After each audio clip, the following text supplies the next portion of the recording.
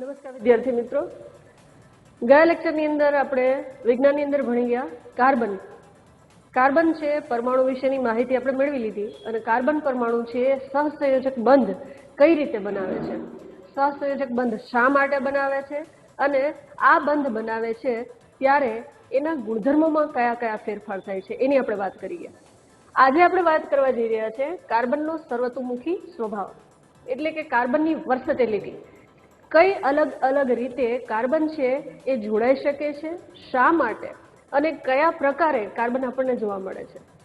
આપણે આગળના લેક્ચરની અંદર વાત કરી કે કાર્બન એક જાદુઈ તત્વ છે। જાદુઈ તત્વ શા માટે?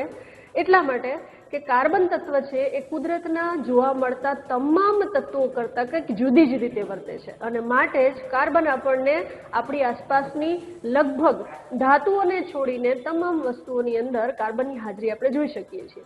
એટલે આપણું જીવન આપણે એમ કહી શકીએ કે કાર્બન વગર શક્ય નથી।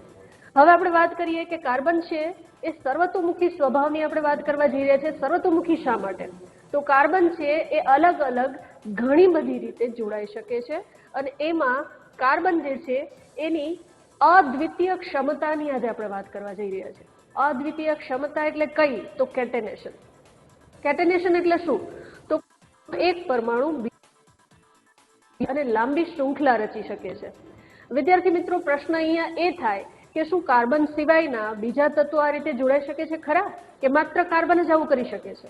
તો નહીં, કાર્બન સિવાય ઘણા બધા તત્વો આવી લાંબી શૃંખલા રચી શકે છે, પણ કાર્બન અદ્વિતીય એટલા માટે છે કારણ કે કાર્બનની જે શૃંખલા છે એ સ્થાયી છે।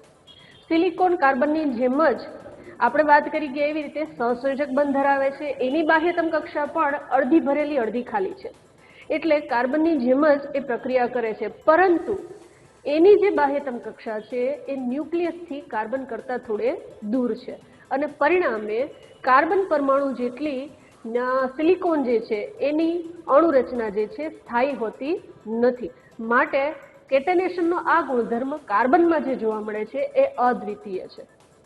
હવે આપણે વાત કરીએ કે કાર્બન છે એની અદ્વિતીય જે ક્ષમતા છે એ ક્ષમતાનો ઉપયોગ કાર્બન કઈ રીતે કરે છે અથવા તો કાર્બન કુદરતની અંદર કઈ રીતે જોવા મળે છે। સૌથી પહેલો મુદ્દો આપણે લઈએ તો લાંબી શૃંખલા, શાખિત શૃંખલા અથવા વલયો સ્વરૂપે જોડાણથી અણુઓ બનાવે છે।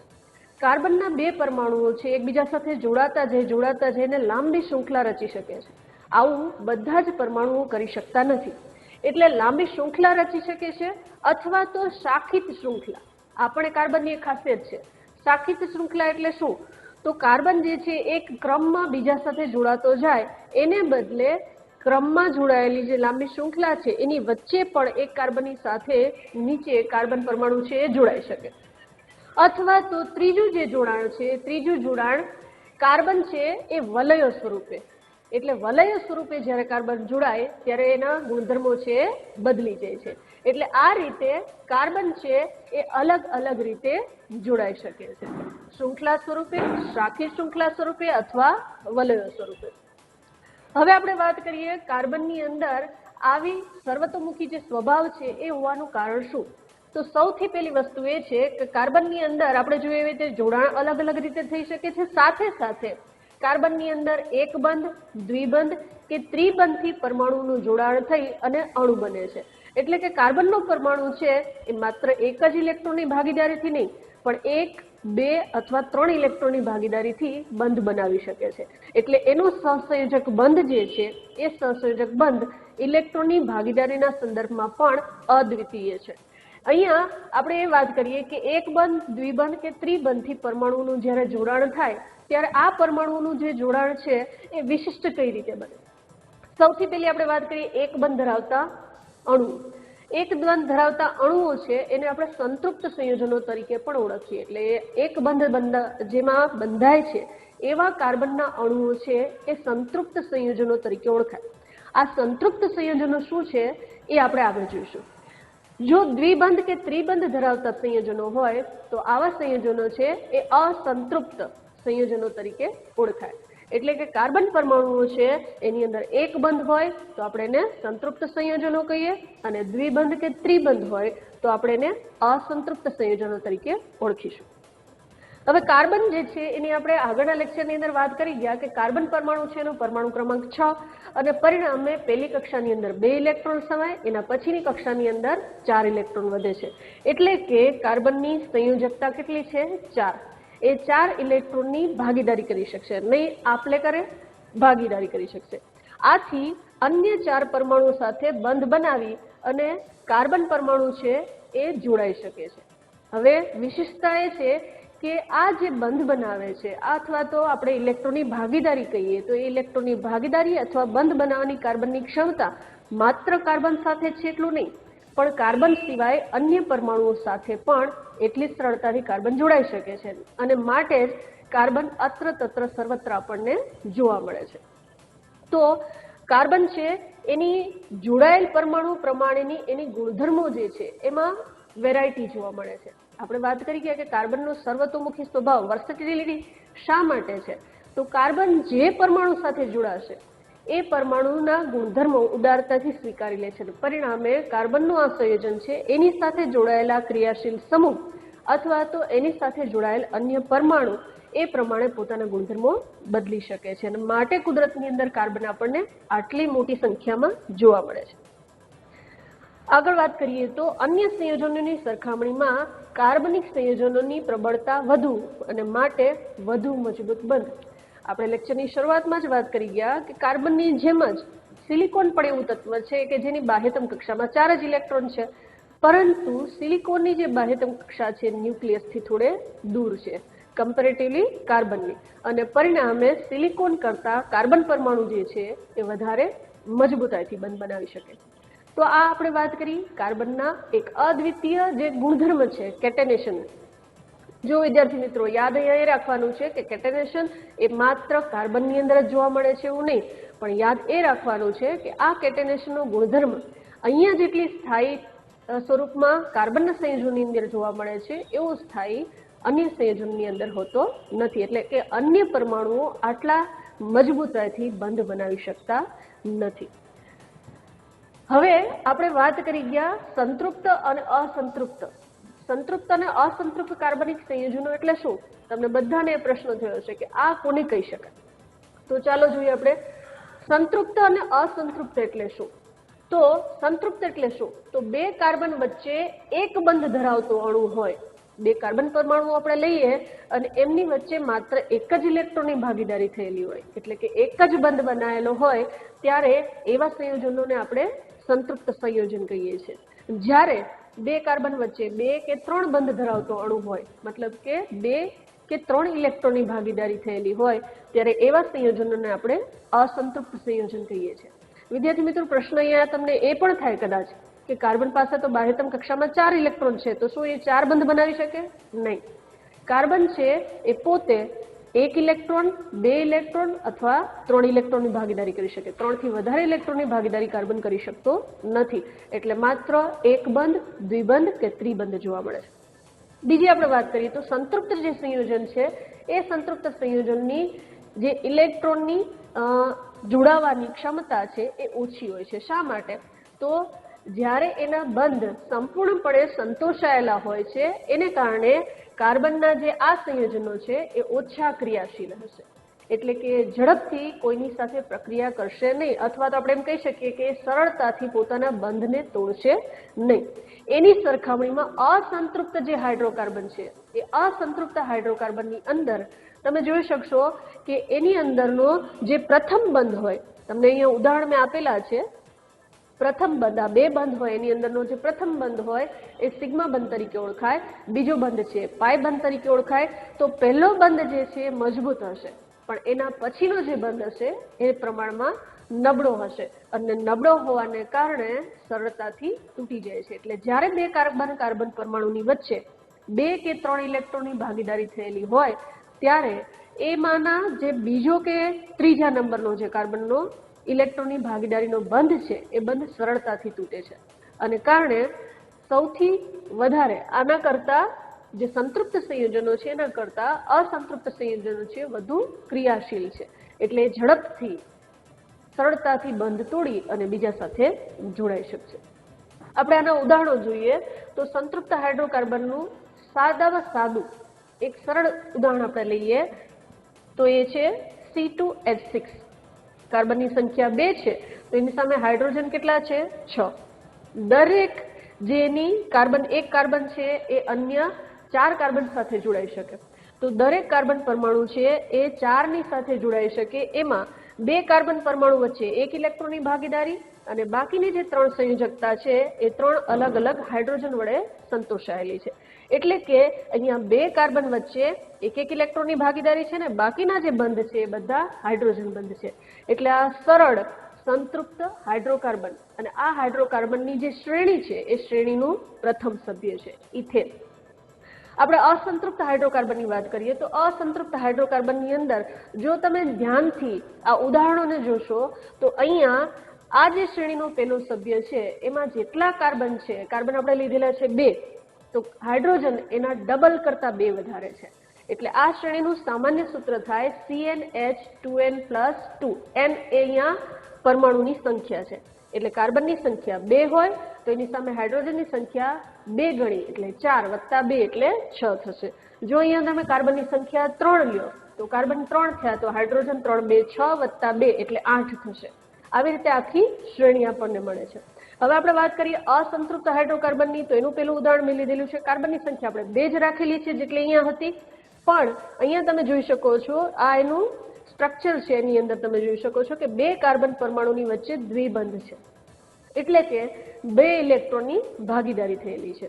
2 ઇલેક્ટ્રોનની ભાગીદારી થયેલી છે માટે કાર્બન ફરતે આપણે સામાન્ય ભાષામાં કહી શકીએ કે બંધ છે 4 દેખાવા જોઈએ મને, તો 2 બંધ અહીંયા છે એટલે માત્ર બચ્યા 2 બંધ. આ 2 બંધ છે એ એક હાઇડ્રોજનની સાથે બનાવેલા છે. એવી જ રીતે આ કાર્બનનો, અને માટે અહીંયા જેટલા કાર્બન હશે એના કરતા ડબલ હાઇડ્રોજન. અહીંયા સૂત્ર શું હતું વિદ્યાર્થી મિત્રો? CnH2n+2. એની જગ્યાએ અહીંયા સૂત્ર થાય છે CnH2n. એટલે જેટલા n હશે, કાર્બન હશે એના. હવે એની સરખામણીમાં આપણે ત્રિબંધની વાત કરીએ. કાર્બનની સંખ્યા અહીંયા પણ 2 છે, અહીંયા પણ 2 છે અને અહીંયા પણ 2 છે, પણ અહીંયા કાર્બન કાર્બન પરમાણુઓની વચ્ચે 3 ઇલેક્ટ્રોનની ભાગીદારી થયેલી છે. હવે 3 ઇલેક્ટ્રોનની ભાગીદારી થયેલી હોય તો માત્ર વચ્ચે છે 1 ઇલેક્ટ્રોન ભાગીદારી થાય છે. એટલે દરેક કાર્બન પરમાણુ છે એક હાઇડ્રોજનની સાથે જોડાય છે. એટલે અહીંયા જેટલા કાર્બન છે સામે એટલા જ હાઇડ્રોજન છે. તો આ રીતે સંતૃપ્ત અને અસંતૃપ્ત હાઇડ્રોકાર્બનની આપણે વાત કરી ગયા. આ જે આખા હાઇડ્રોકાર્બન છે એના પ્રથમ સભ્યો છે. હાઇડ્રોકાર્બનની આપણને આખી શ્રેણી મળે છે. આપણે હમણાં જ વાત કરી ગયા કેટેનેશનનો ગુણધર્મ, એટલે ખૂબ લાંબી શૃંખલા, તમે ધારો એટલી લાંબી શૃંખલાની તમે લઈ શકો છો અને કાર્બન આ રીતે લાંબી શૃંખલાઓ આપે છે. આ તમારે પાઠ્યપુસ્તકમાંથી જ લીધેલો ફોટો છે. આની અંદર પરમાણુની સંખ્યા સામે એનું નામ, એનું અણુસૂત્ર અને એનું બંધારણીય સૂત્ર કઈ રીતે જોડાયેલા છે એ તમને આપેલું છે. આ આપણું જે પહેલું સંતૃપ્ત હાઇડ્રોકાર્બન હતું એની શ્રેણી છે. તો જો કાર્બન પરમાણુની સંખ્યા 1 હોય તો એનું નામ છે મિથેન, અને મિથેન છે એનું સૂત્ર શું થશે? તો આપણે હમણાં જ વાત કરી ગયા કે આલ્કેન શ્રેણી તરીકે ઓળખાય છે. આલ્કેન શ્રેણીનું સૂત્ર છે CnH2n+2. તો અહીંયા કાર્બન છે 1 છે, એના બમણા કરો એટલે 2, એમાં 2 ઉમેરો એટલે 4. એને કઈ રીતે લખીશું? તો લખવું ખૂબ જ સરળ છે વિદ્યાર્થી મિત્રો. કાર્બન જેટલા હોય એના ફરતે 4 બંધ બનાવી રાખવાના. 4 બંધ છે એની સંયોજકતા કોના વડે સંતોષાયેલી છે? હાઇડ્રોજન વડે. એટલે આ બંધારણીય સૂત્ર થઈ ગયું મિથેનનું. જો હવે કાર્બનની સંખ્યા આપણે 2 લઈએ તો કાર્બનની 2 સંખ્યા લઈએ તો એનું નામ આપણે યાદ રાખવાનું છે ઇથેન. ઇથેન છે એમાં કાર્બનની સંખ્યા 2, એના ડબલ કરો એટલે 4, એમાં 2 ઉમેરો એટલે 6. તમે બંધારણીય સૂત્ર ઉપરથી સરળતાથી આ લખી શકો. 2 કાર્બન લઈ લીધા, 2 કાર્બન ફરતે 4 બંધ, એમાંનો 1 બંધ કાર્બન કાર્બન વચ્ચે આવે એ ખાસ યાદ રાખવાનું છે, અને ફરતે તમે હાઇડ્રોજન મૂકી દો એટલે જેટલા કાર્બન છે એના ડબલ હાઇડ્રોજન વત્તા 2 હાઇડ્રોજન. 3 લ્યો તો એને પ્રોપેન તરીકે ઓળખાય. 3 2 6 વત્તા 2 એટલે 8, એને તમે આ રીતે લખી શકો. એ જ રીતે આગળ 4 કાર્બન વાળા સંયોજનને આપણે ઓળખીશું બ્યુટેન તરીકે, અણુસૂત્ર C4H10 અને બંધારણીય સૂત્ર એ રીતે 5 માં પેન્ટેન, 6 માટે હેક્ઝેન. આ રીતે શ્રેણી આગળ ચાલે છે. હેપ્ટેન, ઓક્ટેન, તમે ઓક્ટોપસ નામ સાંભળેલું છે, 8 પગ એટલે ઓક્ટેન કહેવાય છે. એવી રીતે 7 હોય તો હેપ્ટેન કહેવાય. આ રીતે આખી શ્રેણી છે એ તમે લખી શકો છો. એટલે જો તમારી પાસે આ શ્રેણીનું સૂત્ર હોય, સામાન્ય સૂત્ર હોય, તો તમે કોઈ પણ સંખ્યામાં કાર્બન પરમાણુની સાથે આ આલ્કેન શ્રેણી છે એને દર્શાવી શકો છો. આ શ્રેણી છે એને સમાન ધર્મી શ્રેણી તરીકે ઓળખવામાં આવે. કારણ શું? કારણ એ કે આના ગુણધર્મો છે એ સરખા છે. હવે આપણે જોઈએ કે આ જે શ્રેણી છે એ શ્રેણીની ખાસિયત શું? તો હમણાં જ આપણે વાત કરી ગયા કે આનું સૂત્ર શું? તો કે CnH2n+2, એટલે કે એક સભ્ય પછી કાર્બનની સંખ્યા 1 જેટલી વધશે તો હાઇડ્રોજનની સંખ્યા કેટલી વધશે? 2 જેટલી. તો શ્રેણીના ક્રમિક સભ્યો CH2 થી જુદા પડે, એટલે કે બે ક્રમિક પદ વચ્ચે એટલો તફાવત હોય છે. કેટલો? એક કાર્બન અને 2 હાઇડ્રોજન જેટલો, CH2 જેટલો તફાવત હોય છે. આગળ વધતા આણ્વીય દળ વધે. શા માટે? તો કે આ જે પરમાણુ પેલો તમે લીધેલો, ધારો કે મિથેન લીધેલો છે, એના પછી ઇથેન લ્યો છો, એના પછી પ્રોપેન લ્યો છો, તો દરેકની અંદર CH2 એટલા પરમાણુ વધે છે અને પરિણામે એટલું પરમાણ્વીય દળ કાર્બન અને 2 હાઇડ્રોજન એટલું પરમાણ્વીય દળ, ટોટલ આણ્વીય દળ CH2 જેટલું વધે. એટલે જેમ જેમ આગળ જતા જાવ છો એમ આણ્વીય દળમાં વધારો થતો જાય. સાથે સાથે ગલન બિંદુ અને ઉત્કલન બિંદુ પણ વધે. આવું શા માટે થાય? તો જેમ જેમ બંધ વધારે એમ એમ એ બંધને તોડવા માટે આપવી પડતી ઉર્જા પણ વધતી જાય અને પરિણામે એનું ગલન બિંદુ અને ઉત્કલન બિંદુ પણ વધતું જાય છે. હવે દરેક શ્રેણીને એક સામાન્ય સૂત્ર હોય છે. જેમ હમણાં મેં વાત કરી એ રીતે આપણે આ શ્રેણી છે ને આપણે જોઈએ તો સૌથી પહેલું આપણે સભ્ય લીધેલો, આપણે આગળનું જે ચિત્ર જોયેલું આલ્કેન શ્રેણીનું હતું, એ શ્રેણીનું સામાન્ય સૂત્ર છે CnH2n+2, એટલે કે આ સંતૃપ્ત હાઇડ્રોકાર્બન અને એક બંધવાળા આલ્કેન શ્રેણીના સભ્યો. જેમાં દ્વિબંધ હોય એના નામકરણ પણ આ જ રીતે થાય, પણ એને આપણે કહીએ છીએ આલ્કીન. વિદ્યાર્થી મિત્રો, અહીંયા યાદ રાખવા જેવી વસ્તુ એ કે દ્વિબંધ તો 2 કાર્બન હોય તો શક્ય બને. એટલે આલ્કેન શ્રેણીનો પહેલો સભ્ય મિથેન છે, જેના વિશે આપણે આગળના લેક્ચરની અંદર વાત કરી ગયા. પણ આલ્કીન શ્રેણીનો સભ્યમાં મિથેનની હાજરી હશે નહીં, કારણ કે 2 કાર્બન ઓછામાં ઓછો જોઈએ. એટલે પહેલો સભ્ય જે આલ્કીન શ્રેણીનો હશે એની અંદર કાર્બનની સંખ્યા હશે 2. તો આપણને યાદ છે કે આલ્કીન શ્રેણીના 2 કાર્બનવાળા સભ્યને આપણે કહીએ છીએ ઇથેન, તો એના ઉપરથી એનું નામકરણ થશે ઇથિન. અને ઇથિન જે છે એનું સામાન્ય સૂત્ર CnH2n, જેટલા કાર્બન એના ડબલ હાઇડ્રોજન, એટલે 2 કાર્બન હશે તો હાઇડ્રોજન કેટલા હશે? 4. આ જ રીતે આલ્કાઇન એટલે કે ઇથેન જે છે એમાંથી ઇથિન બન્યો દ્વિબંધવાળો, અને ત્રિબંધ લ્યો તો ઇથાઇન. અને આ જે ઇથાઇન છે એની અંદર જેટલા કાર્બનના ડબલ હાઇડ્રોજન કરીને 2 ઘટાડવાના. આલ્કેન શ્રેણીમાં 2 ઉમેરતા હતા આપણે, આલ્કાઇન શ્રેણીની અંદર આપણે 2 હાઇડ્રોજન છે એને ઘટાડવા પડે છે. એટલે આ રીતે સમાન ધર્મી શ્રેણી છે એના વિશે આપણે વાત કરીએ. હવે વિદ્યાર્થી મિત્રો, કદાચ આપણે આ ભણી ગયા એના ઉપરથી તમને કદાચ મગજમાં એવું થાય કે સંતૃપ્ત સંયોજનો છે એની વાત કરી ગયા આપણે, તો સંતૃપ્ત સંયોજનો શ્રેણી બનાવે, શાખા બનાવે, વલયો બનાવે. અસંતૃપ્ત સંયોજનો શું આ રીતે શ્રેણીમાં જ હોય, શૃંખલામાં જ હોય? તો નહીં. અસંતૃપ્ત સંયોજનો છે એ પણ વલયોની અંદર પણ જોવા મળે. એટલે કે વલય સ્વરૂપે જે બંધારણ બંધાય છે કાર્બનનું, એની અંદર પણ તમને સંતૃપ્ત અને અસંતૃપ્ત બંને પ્રકારના સંયોજનો છે જોવા મળે છે. ફરી પાછું તમારા પાઠ્યપુસ્તકનું જ એક ચિત્ર લઈએ આપણે, તો તમારા પાઠ્યપુસ્તકની અંદર સાયક્લોહેક્ઝેન, સાયક્લો એટલે ચક્રીય સંયોજન છે, સાયક્લોહેક્ઝેન, હેક્ઝા એટલે 6, એટલે અહીંયા 6 કાર્બન પરમાણુ ચક્ર સ્વરૂપે, વલય સ્વરૂપે જોડાયેલા છે. આ એનું સામાન્ય બંધારણ છે અને દરેક કાર્બન છે એના ફરતે એના 4 બંધ. તો એક બંધ નજીકના કાર્બન સાથે છે અને બાકીના 3 બંધ એ હાઇડ્રોજન સાથે, એટલે 2 બંધ, એક કાર્બન પરમાણુ એક નજીકના બંને કાર્બન સાથે અને 2 બંધ છે હાઇડ્રોજન સાથે. એટલે એનું બંધારણીય સૂત્ર આવું થાય સાયક્લોહેક્ઝેન. તો અહીંયા તમે જોઈ શકો છો કે દરેક કાર્બન પરમાણુની વચ્ચે 1 ઇલેક્ટ્રોનની ભાગીદારી, એટલે કે 1 બંધ છે. એની સાથે સાથે તમે નીચે અહીંયા જોઈ શકો છો, આનું નામ છે બેન્ઝીન. આનું જે અણુસૂત્ર છે એ અણુસૂત્રની અંદર ચક્રીય સંયોજન છે, એટલે હાઇડ્રોજનની સંખ્યા દરેક કાર્બન સાથે 2 છે. અહીંયા તમે જોઈ શકો છો કે દરેક કાર્બન સાથે 1 છે, એટલે એનું અણુસૂત્ર C6H. આ બેન્ઝીન છે અને બેન્ઝીન છે એ ચક્રીય સંયોજન છે. ચક્રીય સંયોજનની અંદર તમે જોઈ શકો છો કાર્બન પરમાણુની અંદર નજીકના કાર્બન પરમાણુ સાથે એક બંધ, એક સાથે દ્વિબંધ, એટલે કે ચક્રીય સંયોજનની અંદર એકાંતરે દ્વિબંધ જોવા મળે છે. આ જે બેન્ઝીન છે એ બેન્ઝીનની અંદર આપણને આ રીતે જોવા મળે છે. બેન્ઝીનના હાઇડ્રોજનને દૂર કરતા ઘણા બધા ક્રિયાશીલ સમૂહો આની સાથે જોડાઈ શકે. જેવું શાખિત કે સરળ શૃંખલાની અંદર થાય એવું જ આપણને ચક્રીય સંયોજનની અંદર પણ જોવા મળી શકે છે. એટલે આપણે વાત કરી ગયા કે આપણા જે આ સંયોજનો છે કાર્બનિક સંયોજનો, એ સંયોજનોની અંદર બંધ કઈ રીતે બંધાય, એકાંતર, એકબંધ, દ્વિબંધ અથવા ત્રિબંધ. અને ખાસ યાદ રાખવા જેવી વસ્તુ તમને કીધી એ સમાનધર્મી શ્રેણી, જેના સામાન્ય સૂત્રો છે તમે યાદ રાખશો તો આ સામાન્ય સૂત્ર ઉપરથી શ્રેણીના કોઈ પણ સભ્ય છે તેને તમે લખી શકશો.